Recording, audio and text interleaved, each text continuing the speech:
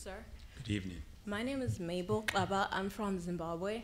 I'm studying at Kofi College. I'm a History Society major student with a minor in International Studies. And I was wondering what the United Nations is doing about the situation in Zimbabwe and why they're not more involved. Mm-hmm. Thank you.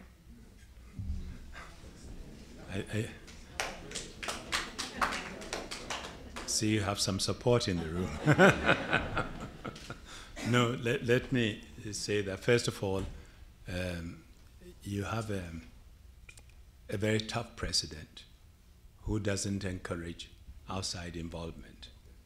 And in some of these situations, you need the openness and the support of the government to be able to go in and make a contribution.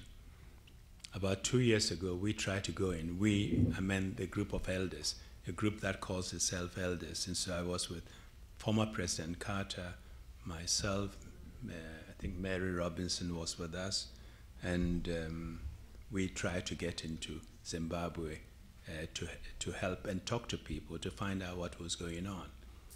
He wouldn't give us a visa, but we did our work in South Africa. We brought out all the people we wanted to see, from the diplomats to the UN workers to the NGOs, to talk to them about the situation in Zimbabwe and what one can do to help. In a way, by keeping us out, he gave the mission even more publicity, and we got our message out very forcefully.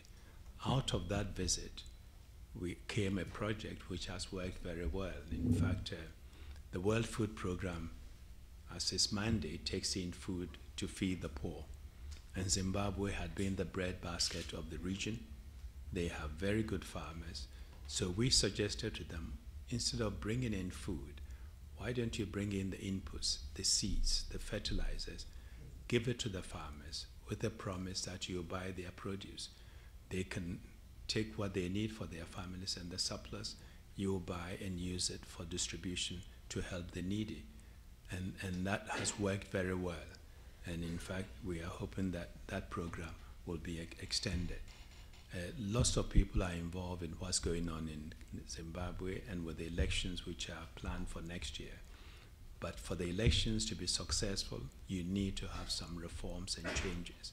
And I'm afraid those reforms are not moving as fast as one could. I was in South Africa last week. I saw Morgan Tsvangirai, leader of the opposition, and he was despairing that the reforms are not moving forward. And we all agree that you cannot really have serious elections without the reforms, electoral and constitutional and others. But there was also a worry that President Mugabe may pull a snap elections. But so we are all being very alert and monitoring what is happening. The UN can't go in against the will of the government. This is a part of the problem.